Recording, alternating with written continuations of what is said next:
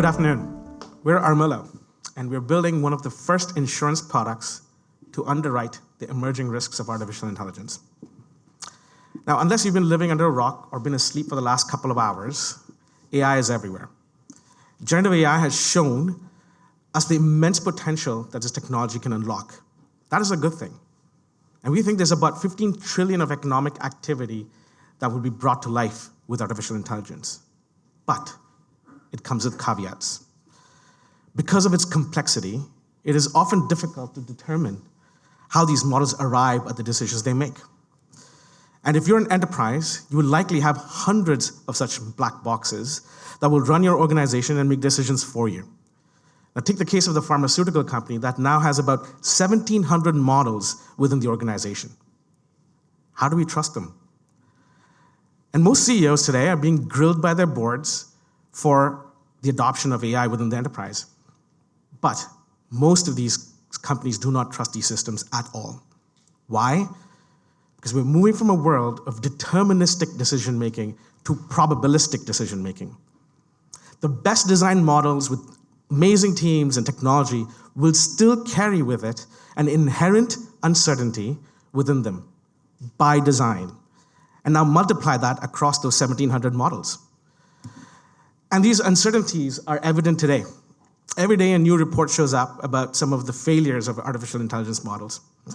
Now, to me, the most surprising one was that of the Dutch government, which had to resign. A majority government had to resign because of the failure of an AI model within its tax department. And while we've been not really thinking about these risks and deploying these models, consequences are coming for bad AI. The EU is passing legislation that makes it very hard for us to just deploy these models without thinking about them. There will be severe penalties and liabilities associated with the adoption of bad models for the harms and injustices that they may cause. By the way, hi, I'm Karthik, and with my co-founder Dan, we have been pushing and building AI-first companies for over a decade. And let me be clear, we are not AI doomers, quite the contrary. But we do believe that risk is the #1 factor and the barrier to scaling AI model adoption. And we believe that AI will change the world for the better, but we want to make sure enterprises deploying it can manage this risk appropriately. We're bringing a 4,000-year-old solution to this probabilistic world. Our goal is to be the preeminent insurer of AI risk globally. The only AI coverage that exists is silent, found in some tech E&O products or cyber policies. And this clearly isn't the future. AI is too prevalent, too volatile, and the consequence is too high for it not to be treated on its own. So how do we do this? We break down models into its fundamental building blocks: the model type, the decision types, data types, and the end-use applications. And this allows us to systematically measure the risk in these systems. Now, we take the complete model and the data that it was trained on and run it through our 6 risk factors. Performance, does it really do well? Does it do as it claims to be?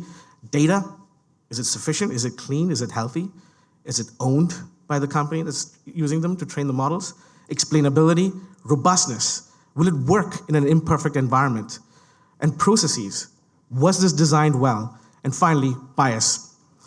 And these risk factors are then used by us to quantify the risk of these models and then price them appropriately. And just to see how we do that, we built a platform that can hook into the model and the data and run a series of tests across those dimensions that I mentioned.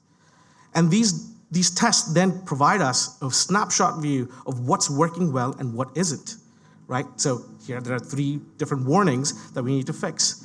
And it also shows up with recommendations to say which tests have failed, why, and what we could do to fix them. One of the most key important factors or risks that we see that determine the complexity of a model is robustness. How will the model behave on data that it hasn't seen before? And so we actually perturb the data, the training data, to generate our own synthetic tests and see how the model behaves over time. Does it degrade quickly? Do important features that it relies on, that it's sensitive to, how do they behave when the data changes?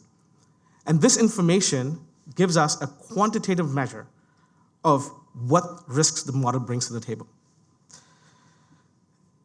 And I'm very excited to announce that we've launched our first AI risk transfer product, the Armilla Guaranteed.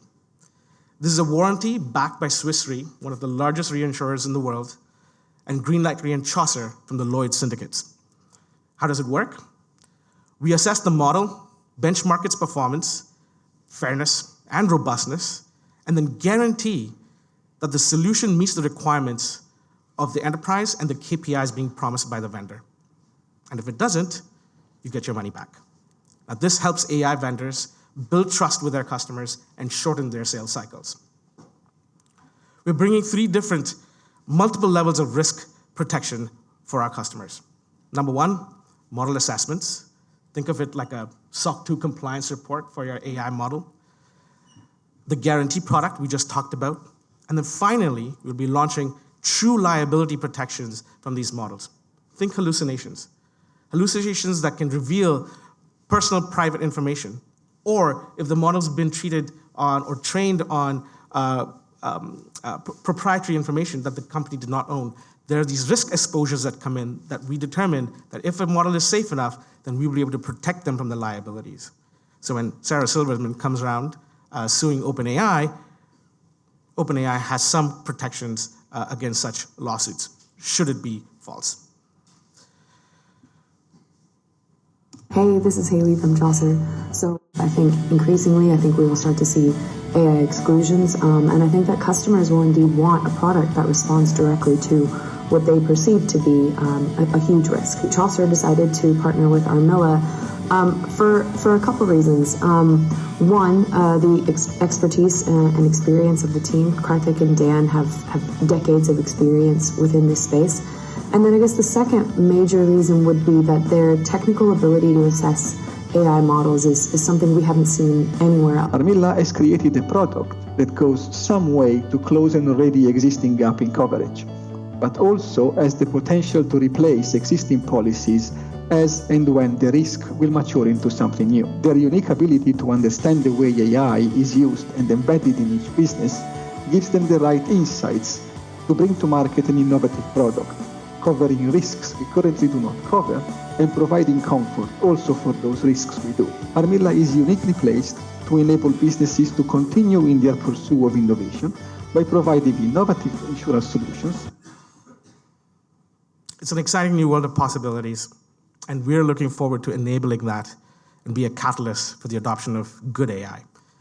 And if what we said is interesting, we've just closed a term sheet, and so looking to fill out the round with our syndicate, and happy to have a conversation if that's of interest. Thank you.